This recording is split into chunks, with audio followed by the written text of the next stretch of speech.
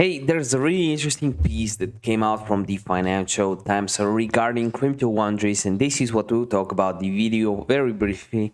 But before we start, give the video a like for the YouTube algorithm and subscribe if you're new. The cool thing when you subscribe is I upload over 30 of these videos every single day with the hottest cryptocurrencies and crypto news. So if you want to learn more about that, make sure you subscribe with notifications on and join the community. It grows by the thousands. Crypto laundry here is this is a serious issue that we're having. We don't want crypto to be associated with a bunch of bad things. This is what happened 8 years ago, I believe, with Silk Road, all of that. That's why a lot of people were not interested to join the crypto community before crypto hit $140. Then we had the bull run until 500, then it had retracement to 300, then 1.2k, then retracement to 400, and bear market. The rise of crypto laundries, how criminals cash out of Bitcoin. You can read the full article on the Financial Times website, but criminals are locked in beta with foreign Nix firms tracking how treasure man privacy wallets and gift cards are used to turn virtual holes into hard cash. In the world of online crime, anonymous cryptocurrencies are the payment method of choice.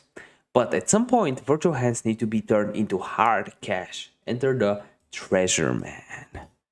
Finding a treasure man is easy if you know where to look. They are listed for hire on Hydra, the largest marketplace on the dark web by revenues, a part of the internet of Hydra. Did you watch the Falcon versus Falcon and the Winter Soldier? And just there before starting to record, there was something about that. Is it a coincidence? I think not. They will literally leave bundles of cash somewhere for you to pick up, said Dr. Tom Robinson, chief scientist and co-founder of Elliptic, a group that tracks and analyzes crypto transactions. They bury it underground or hide it behind a bush. They'll tell you the coordinates. There's a whole profession. That's interesting.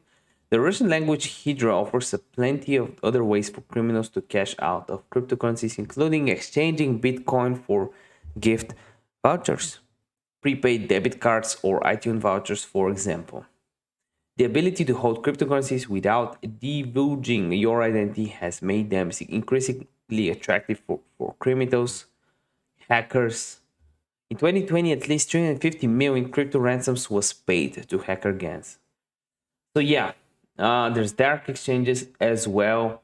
Is there anything interesting around that? Yeah, but the idea is the trail to be lost and some mule. We don't call it a treasure man normally.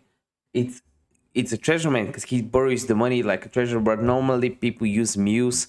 They won't pay any taxes, but they also have no ownership or anything. So they'll just send them crypto. They'll sell it, not pay taxes, and don't care about the government because they have nothing that the government can take from them, and then just withdraw it as cash and give it to the person that hired the mule. But again, don't do all of that. It's no financial advice. This is illegal. You get to go to prison if you do that. I'm just making a video because you guys are wondering what that is. See you next video. Let me know in the comment section down below what are your thoughts around it. See you next video. Bye.